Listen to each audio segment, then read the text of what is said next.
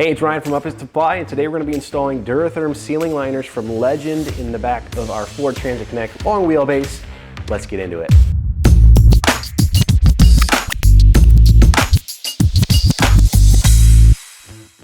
The tools you're going to want to have ready for this install are some trim removal tools, an impact driver with a Phillips head bit, and a rubber mallet.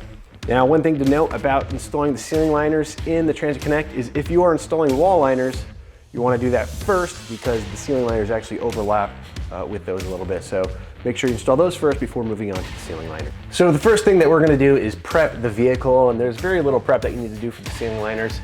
In our Transit, there's this foam here from the factory that might get in the way, so we're just going to take this out first. Then we're going to lift the liner in place and get it installed. So I'm just using a trim removal tool here.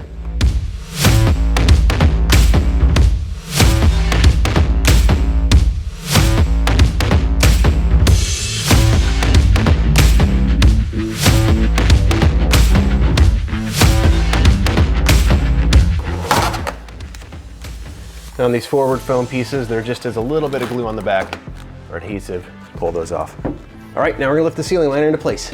First thing that you're gonna wanna do before lifting this into place is there's scoring along the edges here.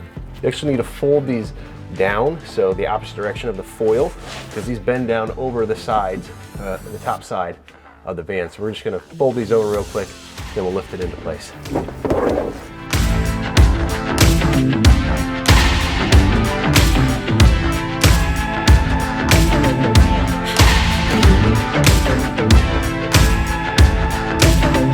All right, so this is going to be a two-man job, so make sure you grab someone to help you lift this into place.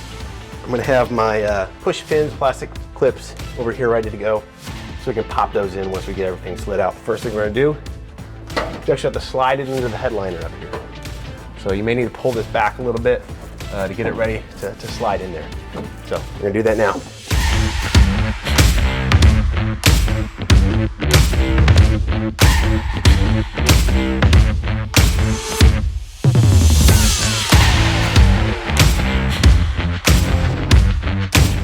So it's easy to get these center holes right here.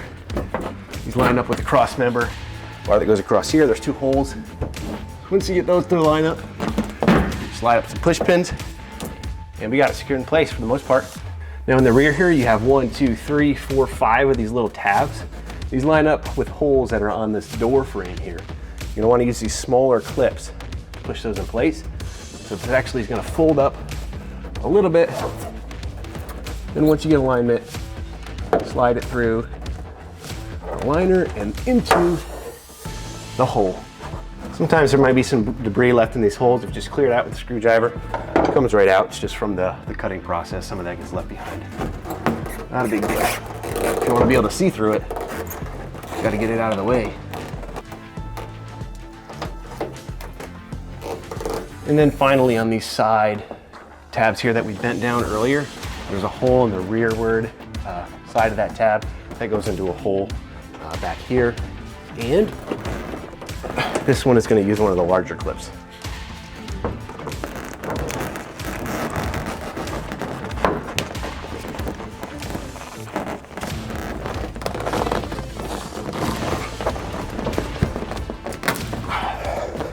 Same thing on the passenger side.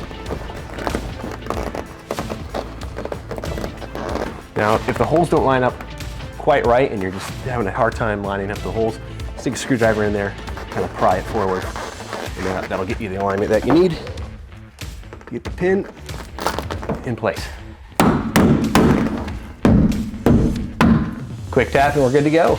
Now, if you purchase the ceiling liners without the aluminum sills, you're done, you're good to go. If you got the sill set with it, which we highly recommend, we're gonna put those sills in now, and those go in with some self-throwing screws. So get yourself a drill with a Phillips head on there, and we'll zip those in right now. So now we've got our ceiling sills here that we're gonna install against the ceiling. We've got our rear sill, and they're side specific, so make sure you get the right one. And you can see on this rear one, there's kind of a tab on the top, and then it cuts off towards the bottom. And this lines up almost with this liner here, where there's a little bit of a cutout here. Thing is, this does have to get pushed up a little bit. Sometimes it can sag down. You can see our alignment right there. I'm gonna try and line up the holes so that I'm gonna be drilling into the actual DuraTherm liner with our self-threading screws. So I'm gonna kind of get that alignment nice, good there. And if you've got a light on this side, it may overlap a little bit over the top. But other than that, the alignment should be here. And the next thing that we do, we just take our self-threading screws and we're gonna drill them.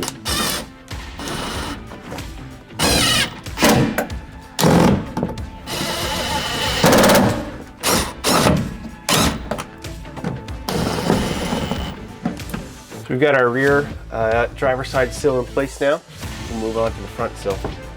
So I'm finding on this sill here, our top holes on the left and the right, there isn't anything behind it to drill into. You could move this, backwards a little bit, and you can go into this liner here. Then it looks like it's going to affect your holes down here. These holes on the bottom are going to go into this sheet metal, so it's going to hold it in place nice and good there. So I'm not as worried about these two screw holes here. I'm going to go into those bottom ones.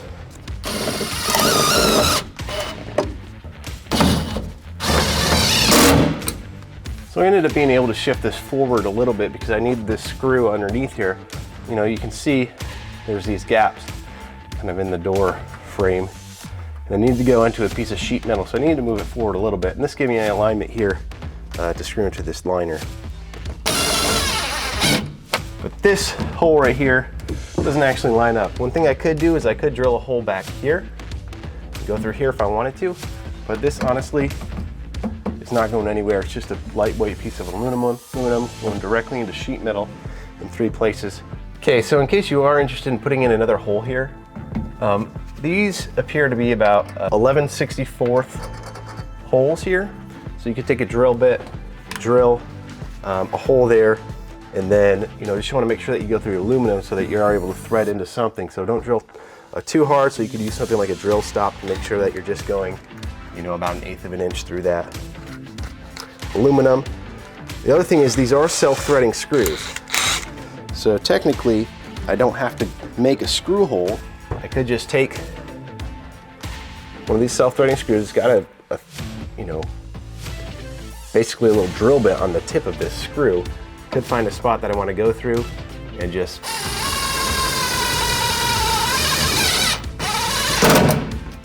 going like that. So same thing here on the passenger side. Again, we want to check for alignment. Make sure we got the right sills and everything.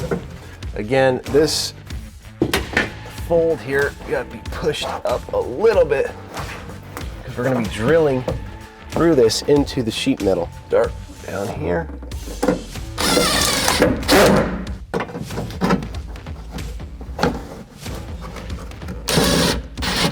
So this does kind of overlap this light fixture a little bit, but it's not I don't even think it's touching it.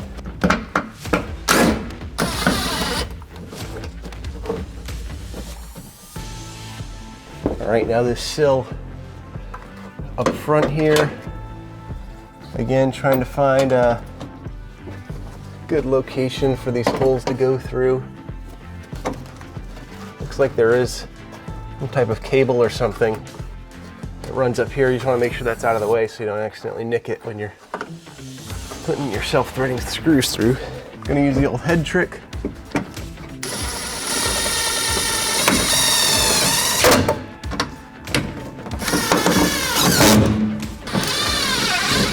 I'm going to do the same thing on this side. This hole doesn't line up with anything for some reason, so I'm just going to make my own kind of back here, or maybe I'll do it forward or rearward, I guess.